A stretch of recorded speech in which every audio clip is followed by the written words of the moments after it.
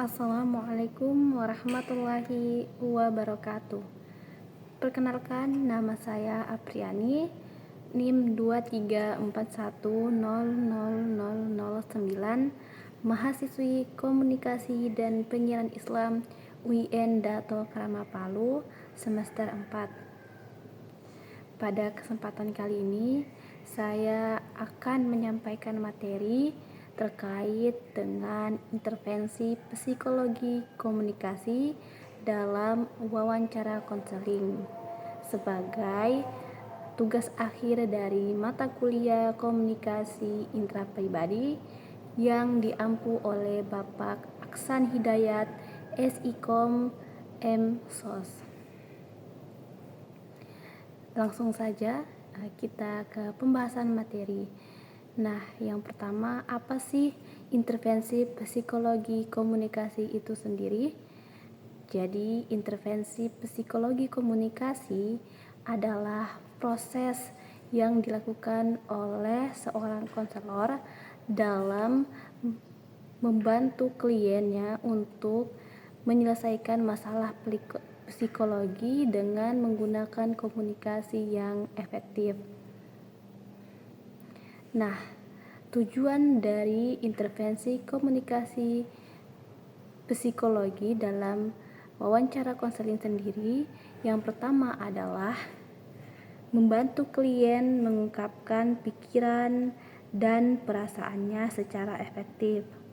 Jadi tujuan intervensi psikologi yang pertama yakni membantu klien untuk dapat mengungkapkan serta menganalisis pikiran dan perasaannya secara efektif dan jelas.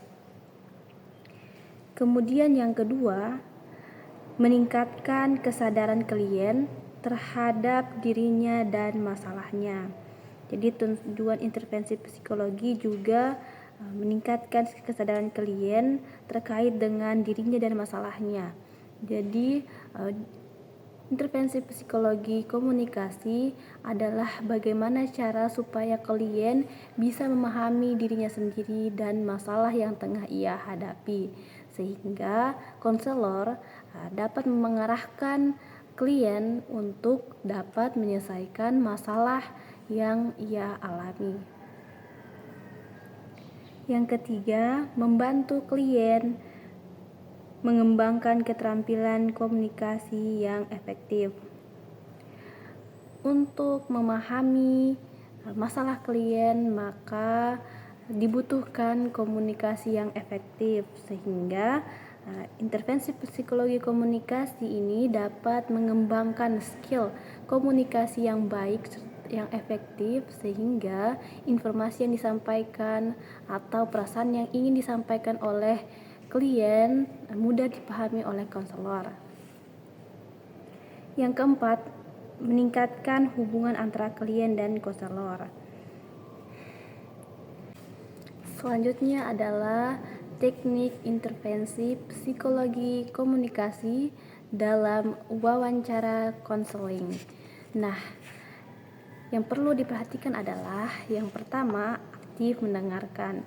Jadi, seorang konselor harus selain bisa mengkomunikasikan dengan jelas apa yang ia sampaikan, maka lebih dulu yang ia lakukan adalah menjadi pendengar yang baik, sehingga pasien merasa nyaman dan mudah berbagi masalah yang tengah ia alami. Yang kedua adalah refleksi. Jadi, konselor merefleksikan perasaan dan pikiran klien untuk membantunya memahami diri sendiri dan masalahnya. Jadi, di sini tugas konselor adalah dapat membantu mengarahkan klien bagaimana dia bisa menyelesaikan masalahnya setelah mengetahui informasi yang ia dapatkan dari klien sendiri. Kemudian pertanyaan terbuka. Jadi seorang konselor dan klien jangan sampai menutup informasi yang seharusnya disampaikan, karena dapat mengakibatkan tidak terjadinya komunikasi yang efektif dan tidak dapat analisis terkait dengan masalah yang tengah dialami oleh si pasien sendiri, sehingga sudah sepatutnya ketika dalam wawancara konseling maka kedua belah pihak harus terbuka dalam berkomunikasi, seperti itu. Yang keempat adalah komunikasi nonverbal. Jadi konselor ini memperhatikan bahasa tubuh dan ekspresi wajah klien. Nah, selain dari mahir berkomunikasi secara verbal, maka konselor juga perlu memahami gerak tubuh, bahasa tubuh, kemudian mimik wajah dari klien. Karena ada beberapa bahasa yang tidak bisa diungkapkan oleh klien, tetapi dia realisasikan menggunakan bahasa tubuhnya secara tidak langsung, sehingga ketika konselor memahami bahasa nonverbal, maka konselor akan memahami pula apa yang tersirat atau masalah yang tersirat untuk mendukung dari pernyataan si konselor terkait dengan masalah yang tengah dihadapi oleh pasien sendiri.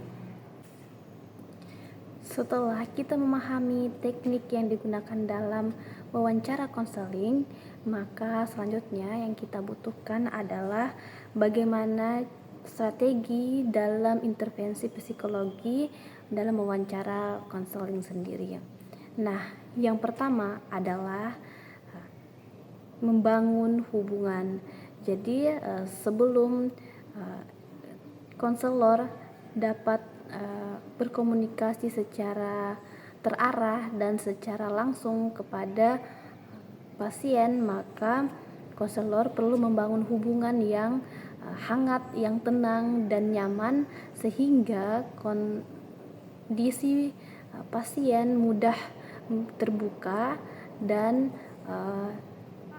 tidak takut untuk mengekspresikan apa yang dia rasakan, karena bisa jadi ada beberapa pasien yang enggan untuk memberikan informasi yang menurutnya adalah hal yang tidak perlu disampaikan, padahal sebenarnya itu sangat berguna bagi seorang konselor.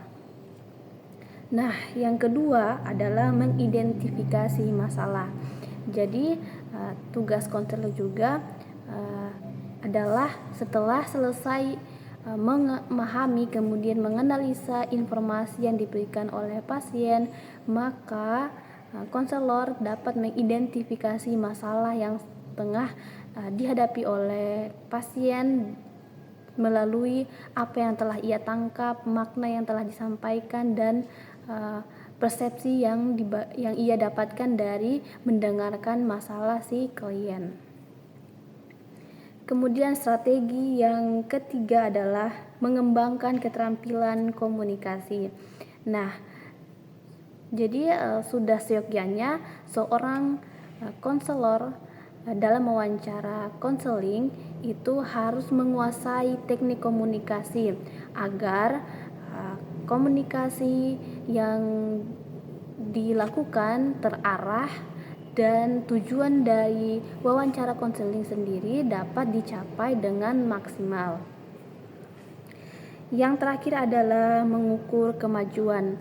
Nah, sesi ini adalah bagian dari mengevaluasi strategi yang kita lakukan di pertama tadi, yakni 1, 2, dan 3. Nah, setelah melakukan membangun hubungan, kemudian mengidentifikasi masalah dan mengembangkan keterampilan komunikasi, maka yang diperlukan adalah terakhir mengukur kemajuan. Jadi sudah